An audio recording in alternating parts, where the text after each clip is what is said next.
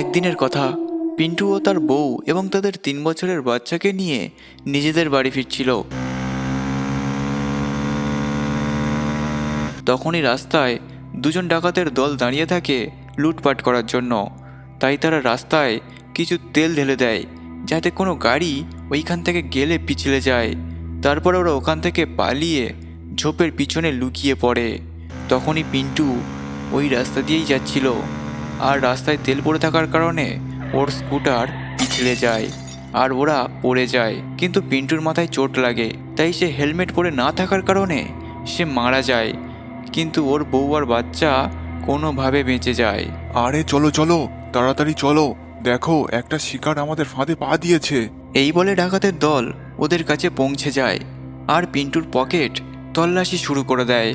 আরে সর্দার, এই হতচ্ছাড়া লোকটার পকেটে তো মাত্র 200 টাকা আছে, কিন্তু এর থেকে বেশি টাকা তো আমরা রাস্তায় তেল ফেলে নষ্ট করেছি। আজ তো আমাদের পুরোই লজ হয়ে গেল গো।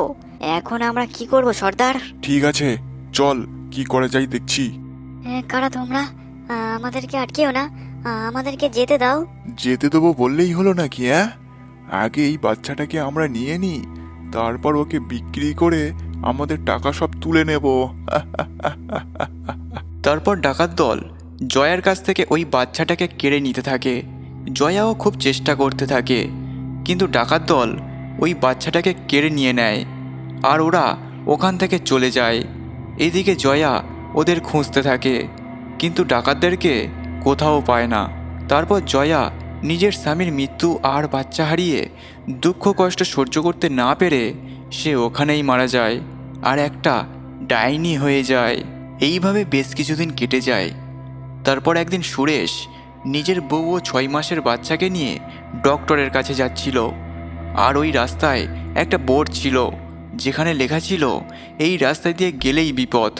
কিন্তু সুরেশ কোনো গুরুত্ব না দিয়ে চলে যায়। তখনই ওদের গাড়িটা হঠাৎ বন্ধ হয়ে যায়। আরে ধুর, গাড়িটা এখানেই বন্ধ হতে হলো, এখন আমি কি করি? হ্যাঁ গো, জায়গাটা আমার মোটেও ভালো লাগছে না, তাড়াতাড়ি কিছু একটা করো না। আরে বিনা, গাড়ি তো কোনোভাবেই স্টার্ট হচ্ছে না। আর এখন আমাদের কাছে একটাই উপায় আছে, চলো সামনেই হসপিটাল, আমরা বরং হেঁটে চলে যাই। তারপর ওরা দুজন ওই ফাঁকা রাস্তার মধ্যে দিয়ে হেঁটে হেঁটে যেতে থাকে। তখনই জয়া ওদের সামনে চলে আসে আর ও একটা ডাইনি হয়ে থাকে আর নিজের হারিয়ে যাওয়া বাচ্চাকে খুঁজতে থাকে। ওরা দুজন ডাইনিকে দেখে ওদের চোখ মুখ ভয়ে ঠান্ডা হয়ে যায়। আরে মরে গেলাম গো বিনা, এই ডাইনি এখন কোথা থেকে এসে গেল? আমি তো আগেই ভাবছিলাম আমাদের সাথে নিশ্চয়ই কিছু একটা হতে চলেছে, কারণ পিছনের দিকে একটা বোর্ডে লেখা ছিল যে সামনে গেলেই বিপদ হতে পারে, তাও তুমি এখান থেকে গাড়ি নিয়ে এলে। তখনই ডাইনির নজর ওই বিনার দিকে পড়ে। বিনার হাতে একটা বাচ্চাকে দেখে তার নিজের সন্তানের কথা মনে পড়ে। বাচ্চা, আমার বাচ্চা, তোমরা মানুষেরা আমার থেকে আমার ছোট্ট বাচ্চাকে কেড়ে নিয়েছিলে, এখন তোমাদের কাছ থেকে তোমাদের ওই বাচ্চাটাকে আমি কেড়ে নিয়ে নেব। এই বলে ডাইনি বিনার কাছে আসে আর বাচ্চা কেড়ে নেয়, আর ডাইনি হাওয়ায় উড়ে চলে যায়। বিনা এইসব দেখে ওখানেই অজ্ঞান হয়ে পড়ে যায়। আরে বিনা, আমার বউ, তুমি ঠিক আছো তো? তোমার কি হয়ে গেল? বিনা ওঠো, দেখো ডাইনি চলে গেছে। হে ভগবান, আমাকে এক্ষুনি একে হাসপাতালে নিয়ে যেতে হবে। তারপর সুরেশ বিনাকে কাঁধে নিয়ে হাঁটতে হাঁটতে কোনোভাবে হাসপাতালে পৌঁছে যায়, আর বিনা তখন চোখ খোলে। হ্যাঁ গো, কিছু একটা তুমি করো, ওই ডাইনি আমাদের বাচ্চাকে নিয়ে চলে গেল। জানি না ও আমাদের বাচ্চার সাথে কি করছে। আমার বাচ্চা আমার কাছে ফিরিয়ে আনো, আমি আমার বাচ্চাকে ছাড়া বাঁচতেই পারবো না। তুমি একদম চিন্তা করো না, আমি আজই গ্রামে যাব যেখানে আমাদের সাথে এমন ঘটনা ঘটেছে। তারপর সুরেশ গ্রামে আসে আর গ্রামের লোকেদেরকে সমস্ত ঘটনা খুলে বলে। এটা তো তোমাদের সাথে খুবই খারাপ হলো। আমরা গ্রামবাসীরা মিলে ওই রাস্তায় একটা বোর্ড লাগিয়েছিলাম যাতে কোনো মানুষ ওদিকে না যায়, কিন্তু তাও তোমরা গেলে। ওই ডাইনি বেশ কিছু বছর ধরে তার সন্তানকে খুঁজে বেড়াচ্ছে, আর যখন কোনো বাচ্চাকে পায় না তো মানুষকে মেরে ফেলে। আপনার বাচ্চার জন্য আপনার প্রাণ বেঁচে গেল কিন্তু দাদা। দেখুন দাদা, ওই ডাইনি আমার বাচ্চাকে নিজের সাথে নিয়ে চলে গেছে। ও এখনো জীবিত থাকবে। আপনারা সবাই ওকে খোঁজার জন্য আমাকে একটু সাহায্য করুন। না না, এটা কি করে হয়? আমরা তোমাকে কিভাবে সাহায্য করব? আরে দাদা, তার জন্য আপনারা যত টাকা নিতে চাইবেন আমি দিতে রাজি আছি।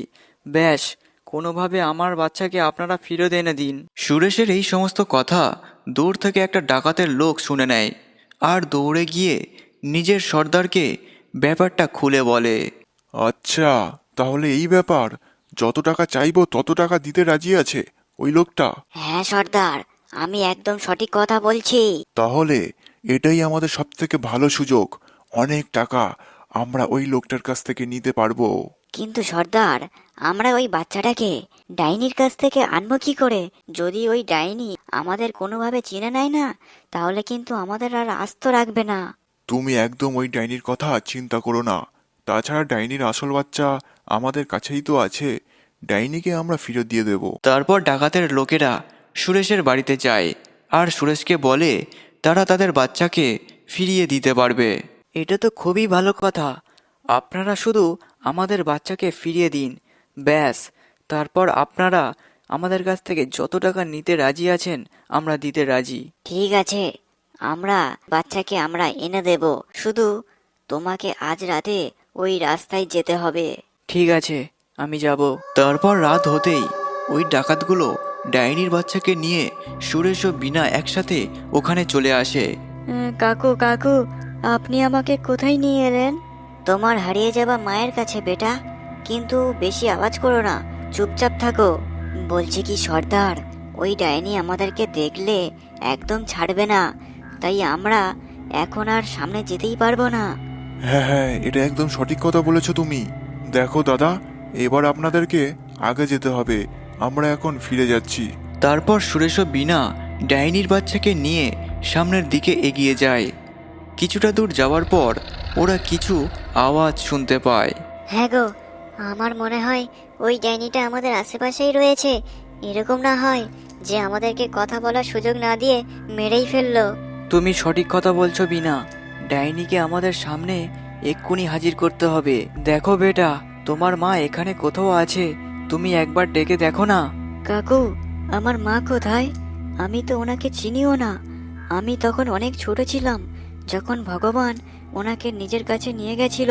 কিন্তু আমি ডাকলে কি আমার মা আমার কাছে ফিরে আবার আসবে? বাচ্চাটার কথা শুনে সুরেশ ও বিনার অনেক দুঃখ হয়। তারপর বাচ্চা তার নিজের মাকে ডাকতে থাকে। মা মা, কোথায় তুমি? দেখো, আমি এসে গেছি। আমার কথা কি তুমি শুনতে পাচ্ছ? ওই বাচ্চাটার আওয়াজ শুনে ডাইনি ওখানে চলে আসে আর নিজের বাচ্চাকে দেখে ডাইনি অনেক খুশি হয়ে যায়। কিন্তু ডাইনির রূপ দেখে বাচ্চা ভয়ে বিনার পিছনে লুকিয়ে পড়ে। ভয় পেও না বেটা, আমি তোমাদের কাউকে কোনো ক্ষতি করব না। তুমি আমার ছেলে। ডাইনি, আমিও একটা মা। যেভাবে তুমি তোমার বাচ্চার জন্য কষ্ট পাচ্ছ, ঠিক তেমনই ভাবে আমিও আমার বাচ্চার জন্য কষ্ট পাচ্ছি। দয়া করে আমার বাচ্চাকে ফেরত দিয়ে দাও। আমাকে তোমরা ক্ষমা করে দাও। আমি আমার বাচ্চা হারিয়ে যাওয়ার পর থেকে কষ্টে অন্ধ হয়ে গেছিলাম আর নিরীহ লোকদের প্রাণ নিচ্ছিলাম। কিন্তু আজকের পর থেকে আর না। এসো আমার সঙ্গে, আমি তোমার বাচ্চার সঙ্গে দেখা করাচ্ছি। তারপর ডাইনি ওদের একটা জঙ্গলের মধ্যে নিয়ে যায়, যেখানে ওরা ওদের নিজের বাচ্চাকে পেয়ে যায়। নিজের বাচ্চা পেয়ে বিনা খুব খুশি হয়, কিন্তু ডাইনির বাচ্চাটা মন খারাপ করে দাঁড়িয়ে থাকে। ডাইনি নিজের মন খারাপ করে থাকা বাচ্চাকে দেখে দুঃখ হয়। ডাইনি জানতে পারে যে ও নিজের বাচ্চাকে পালন করতে পারবে না, কেননা ও একটা ডাইনি। ডাইনি দিদি, তুমি একদম মন খারাপ করো না। আজ থেকে তোমার বাচ্চাকেও আমি দেখাশোনা করব। আজ থেকে এও আমার ছেলে। আমি ওকে খুব ভালোবাসবো। তোমার অনেক অনেক ধন্যবাদ। আমি তোমার কথায় অনেক খুশি হয়েছি। ব্যাস, এখন আমার অতৃপ্ত আত্মা শান্তি পেয়ে যাবে। এতটুকু বলে ডাইনি ওইখান থেকে উড়ে উড়ে হাওয়ায় মিলে যায়।